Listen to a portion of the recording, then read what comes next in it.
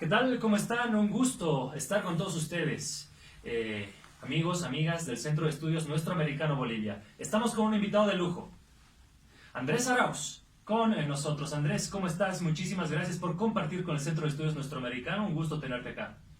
No, muchísimas gracias por esta invitación. Dispuesto aquí a aportar con ideas y soluciones para nuestra región. Genial. Andrés, eres muy joven.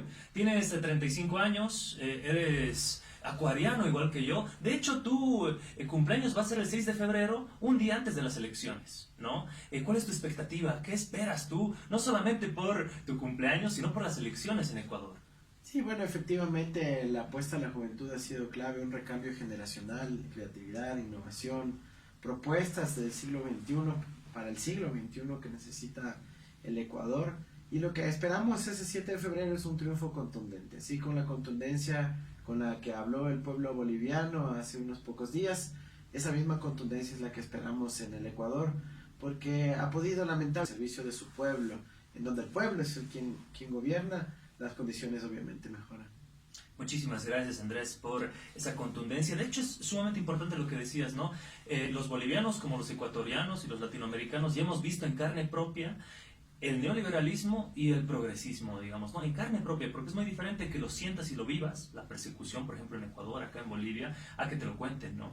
Claro que sí, vivirlo es mucho más doloroso, y también la gente no solo lo ve a nivel de la persecución política, a nivel de los políticos, digamos, de los líderes y dirigentes, sino también que lo percibe en el refrigerador. Exacto. Cuando abre la refri y ve que hay menos comida que antes, es un hecho incontrastable, ¿no? Exactamente, justamente en torno a ello quiero hablar contigo porque tú eres un gran economista, al igual que Lucho Arce. La problemática y la campaña boliviana se ha centrado también en torno a resolver los problemas del bolsillo del boliviano. La economía generada no solamente por el coronavirus, la crisis económica no solamente generada por el coronavirus, sino por la pésima administración de Yanine Áñez. Ustedes tienen también una pésima administración, haciendo una analogía con Lenín Moreno.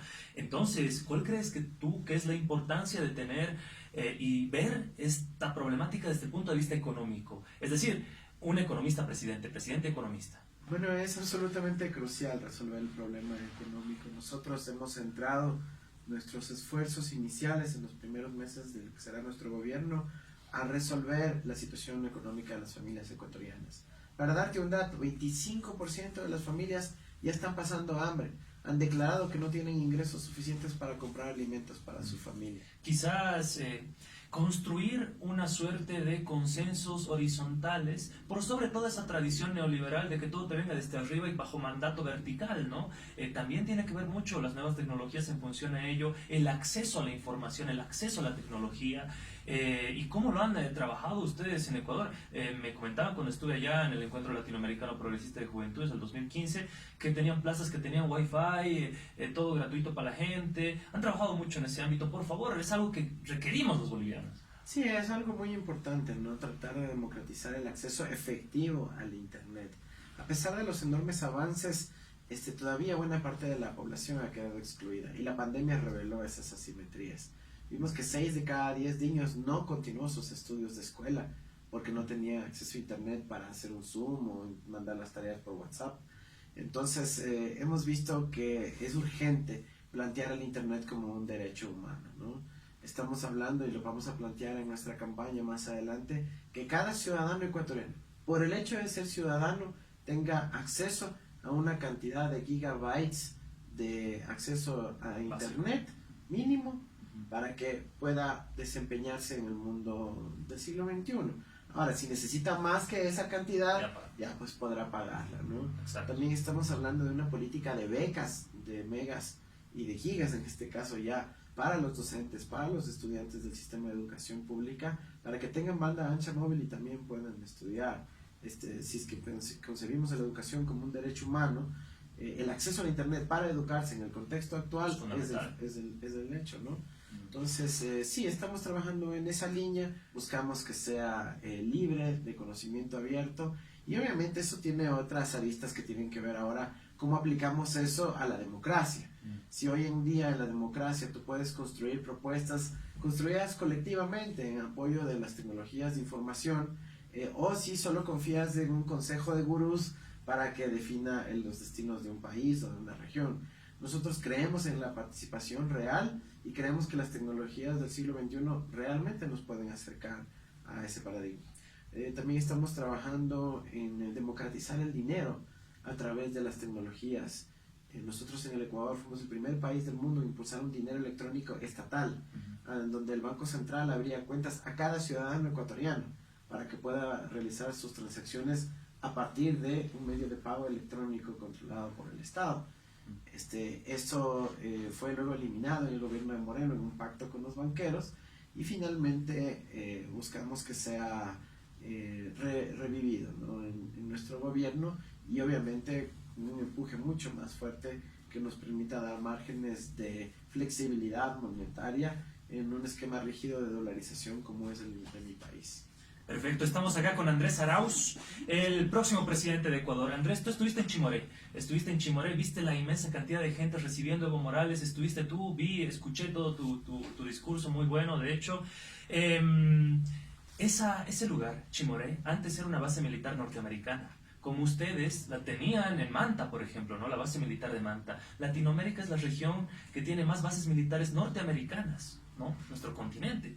¿Qué soluciones le planteamos a los pueblos para esta liberación y soberanía de, si se quiere, ese yugo imperialista norteamericano, ¿no?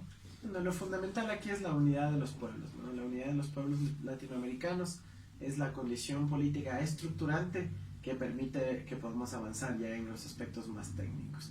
Necesitamos evidentemente construir soberanía en el ámbito militar, liberar de todo nuestro continente las bases militares extrarregionales, poder construir un Consejo de Defensa sudamericano que privilegie el cuidado de los recursos naturales, los medios de subsistencia y de vida de nuestra población, construir una soberanía alimentaria que no nos ponga en vulnerabilidad frente a grandes potencias cuando nos quieren hacer un embargo, un bloqueo. Necesitamos soberanía sanitaria, que ahora se ha visto clarísimo la importancia de eso, no depender de la generosidad de que alguien nos dé las vacunas o que para alguna sanción no nos provean las vacunas, sino que tengamos nuestras capacidades en materia sanitaria, una soberanía de los recursos naturales para industrializarlos y apalancar el desarrollo, una soberanía de la energía para que no dependamos de la provisión de combustibles fósiles extrarregionales, sino que construyamos redes de acueductos, gasoductos, oleoductos, redes de transmisión eléctrica dentro de nuestra misma región, y finalmente la soberanía del conocimiento, el poder lograr soberanía tecnológica en nuestros datos, en nuestros contenidos, el que no tener que almacenar. El 80% de los datos de América Latina se almacenan en Miami, en el norte de las Américas. Nosotros tenemos que construir esa soberanía del conocimiento, estableciendo un programa amplio, grande, con todos los países de América del Sur que financien iniciativas de investigación, desarrollo de tecnologías propias que nos brinden esos márgenes de soberanía. Nos tardará tiempo, por supuesto, pero si no comenzamos ahora, no terminaremos nunca, ¿no? Por supuesto, Andrés. Y ya para ir cerrando la penúltima pregunta, tú hablabas de esta soberanía, he seguido también antiguas recientes entrevistas que estabas tú desarrollando. ¿Podría ser la UNASUR este organismo de integración regional que pueda por fin sepultar a la Organización de Estados Americanos? Una organización de Estados Americanos, además, históricamente la gendarmería de Norteamérica en Sudamérica, ¿no? ¿Cómo lo ves? ¿Cómo lo ves? La OEA, hay que superarla. ¿Qué podemos hacer con la Organización de Estados Americanos, que ha sido nefasta, por lo menos en Bolivia? Mira, la OEA tiene que ser superada. Está llena de contradicciones internas, como el hecho de, por ejemplo, muchos de los tratados de derechos humanos, ninguno de los tratados de derechos humanos suscritos por los países latinoamericanos ha sido suscrito o ratificado por Estados Unidos. Y sin embargo, ahí está la sede de la Comisión Interamericana de Derechos Humanos. El presupuesto de la OEA, 60% subsidiado por los Estados Unidos y por corporaciones estadounidenses, incluyendo Google, Microsoft y otras que podemos empezar a detallar luego.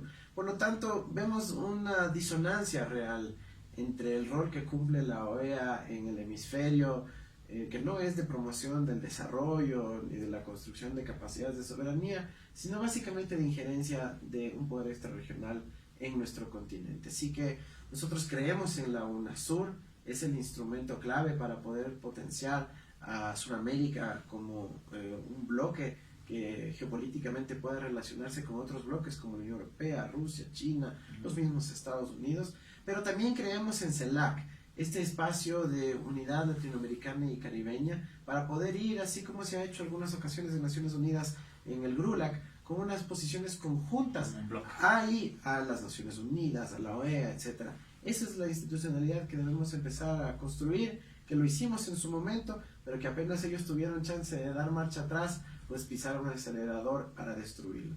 Se nota claramente la agenda imperial detrás de aquello y ahora es nuestro deber retomar la senda de la integración.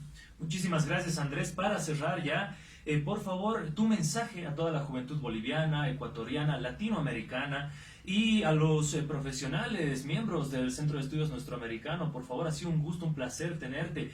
Las cámaras son tuyas, Andrés. Gracias a nuestros amigos del Centro de Estudios Nuestroamericano.